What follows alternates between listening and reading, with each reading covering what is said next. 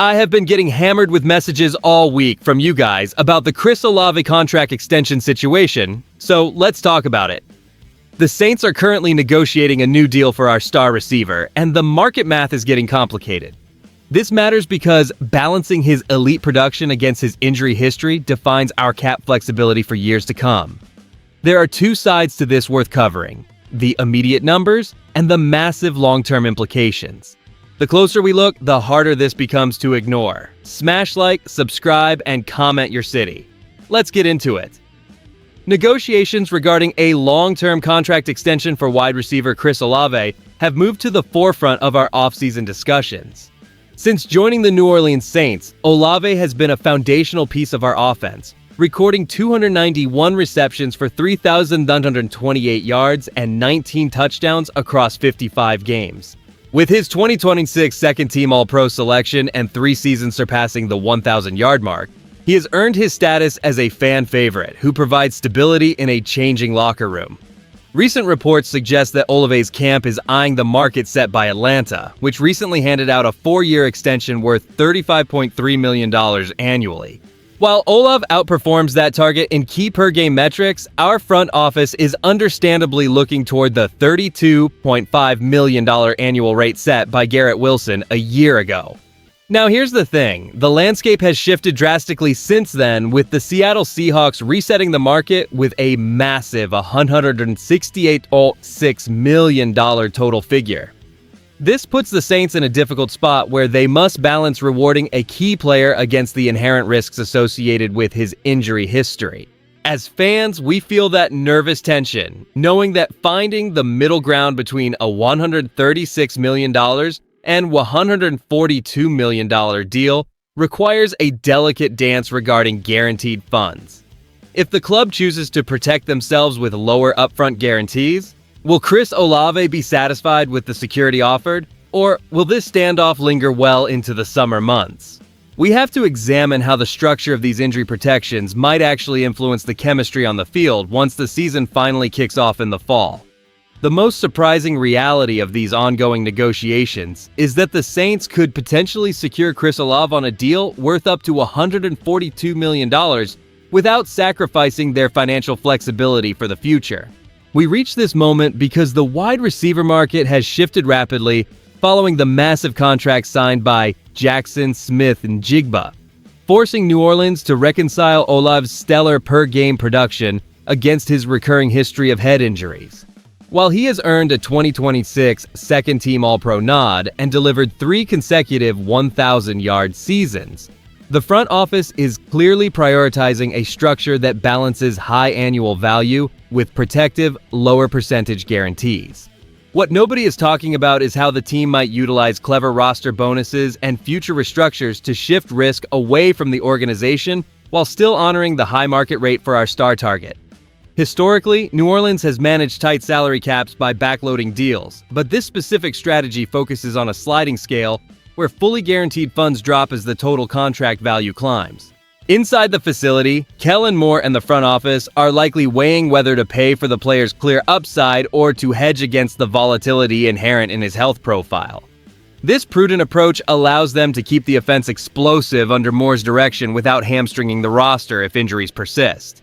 If they manage to finalize this agreement near that $35.5 million average annual mark while keeping fully guaranteed funds manageable, they successfully bridge the gap between keeping a fan favorite and maintaining a sustainable path for our team. It is a classic move for a franchise that understands the value of long-term stability. Transitioning from the raw numbers of the contract negotiations, we must now consider the broader picture. And here's why that's a big deal for us as fans, because locking down a cornerstone player like Chris Olave is the difference between a championship window staying open or slamming shut before the season even begins. This move directly dictates our salary cap flexibility under the leadership of Kellen Moore, forcing the front office to balance paying our top talent while still retaining enough space to address depth issues elsewhere on the roster. If we commit to a deal in that $136 to $142 million range, the team will have to be incredibly surgical with how they structure those guarantees to avoid long-term cap stagnation. This stability is vital for our upcoming schedule, where consistency in the passing game will determine our success against tough defensive units. If our receiving core remains intact and healthy, we gain a massive tactical advantage that opens up the entire playbook for our signal caller. Beyond the individual production, this deal signals to our division rivals that we are committed to winning now, rather than entering a period of rebuilding.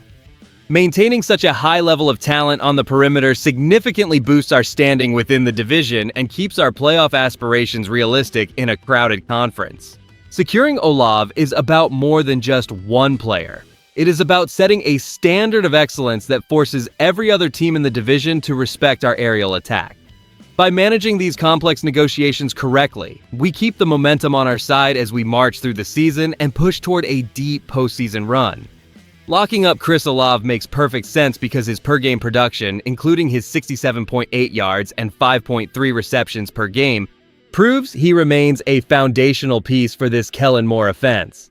By securing him now, we avoid the surging market costs set by Jackson Smith-Njigba, whose $168.6 million total currently anchors the high end of the wide receiver valuation scale.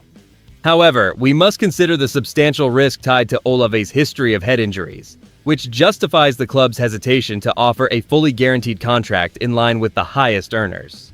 Here is where it gets interesting as the team weighs how to balance those high annual totals with safer partial guarantees that protect our long-term salary cap flexibility. Many analysts around the league believe the Saints will look to mirror the structure of the deal signed by Garrett Wilson, aiming for a total value hovering between $136 million and $142 million to stay competitive while remaining disciplined. Others point to the recent extension for Drake London as a baseline for the compensation expectations Olave's camp will demand given his 2026 second-team All-Pro nod. And I will be real with you, I find the idea that we should match the highest market resetting numbers to be a bit short-sighted.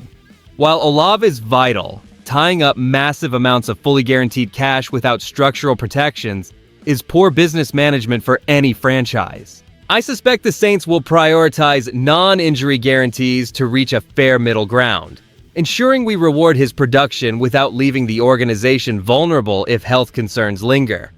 Finding that specific sweet spot between rewarding our star and protecting the club is the only path forward. When we look at the potential contract structure for Chris Olave alongside the current landscape of the NFL, it is clear that the Saints are aiming for a precise balance between rewarding production and managing long-term risk. This decision underscores our front office commitment to fiscal stability while maintaining a competitive roster for Kellen Moore in the coming seasons.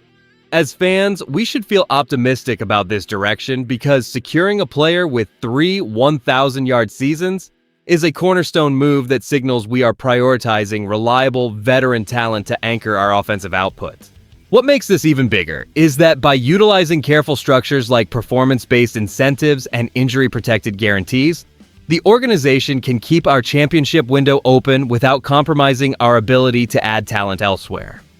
We are seeing a calculated approach that respects the market value set by players like Drake London and Garrett Wilson, while proactively shielding the team from the uncertainties that often accompany physical play at the wide receiver position. It is a mature, veteran-led strategy that aligns perfectly with the goal of building a consistent winner here in New Orleans. We have to decide if we prefer the security of lower guaranteed money that allows for higher total payouts, or if we should prioritize a higher percentage of guaranteed funds to ensure the star stays happy long-term. Would you prefer the front office to prioritize a higher total contract value of $142 million over a more heavily guaranteed, smaller deal? If you enjoyed the video, do not forget to like it and subscribe to the channel. Who dat? I'll see you in the next one.